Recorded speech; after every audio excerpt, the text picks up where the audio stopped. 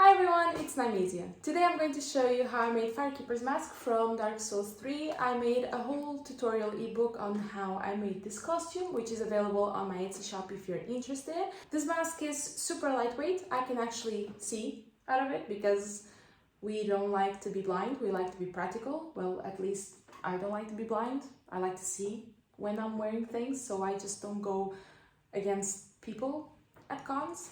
Introductions are made, so let's get right to the video. I started by printing out this template I made, which you can find on the description box below. I joined all pages with some tape and then I cut it out. Once that was done, I got some 3mm EVA foam and I transferred the template onto the EVA. I cut everything out by using a crafting knife, and the base for the mask is now complete. I marked where my eyes would go. This is because I wanted to see while wearing the mask. This is a totally optional step, and if you don't want to do it, you don't have to, but it was quite essential for me.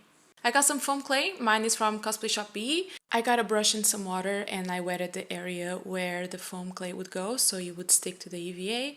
I roughly sculpted it with my fingers onto the shape of the mask that we'd done before, and now I grabbed some sculpting tools and I started sculpting the details onto the mask. You can and you should be as creative as you want. Just make sure to make some holes as we're going to add some gems. You can also get some extra foam clay, roll it up and add some details on the mask, and keep doing this until you are satisfied. Make sure to do a larger hole at the center as we're going to add the biggest gem here and a smaller one on the top. And once you're done with the sculpting step, just let your mask dry. Once it's dry, it's possible that you will get this sort of funny shape, so just use a heating gun to heat up your mask and shape it back into place. I used some Flexbond to prime the mask. I normally add just a little bit of water to make it easier to apply. And then I just applied it all over the piece with a brush. Just make sure you cover all surface, the little holes, all the details that you've made. And after 2 coats, the mask was ready.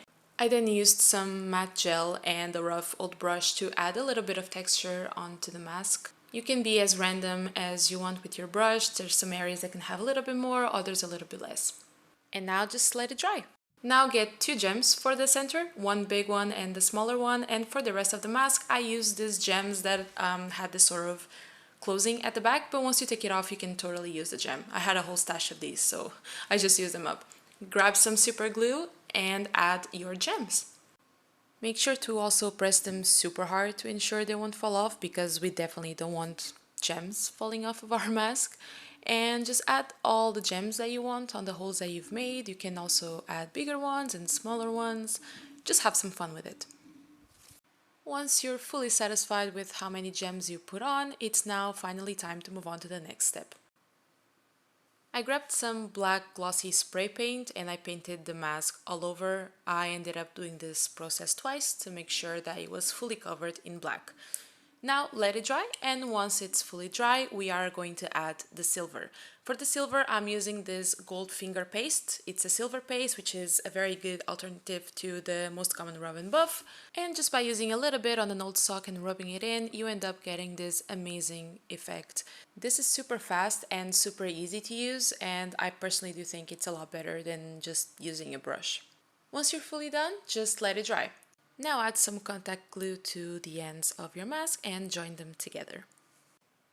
Get a black mesh fabric and cut 2 rectangles for your eyes. Place them on top of your eye hole and add some super glue dots all over. Just make sure the glue is fully dry when you try on the mask, otherwise it's gonna burn a lot. And the mask is now complete. So yeah, that's how I made my Firekeeper mask. I hope it was easy to follow and helpful for you. And if you do end up making a mask using my tutorial, please share it with me on social media, because I would love to see it. And I'll see you next time. Bye!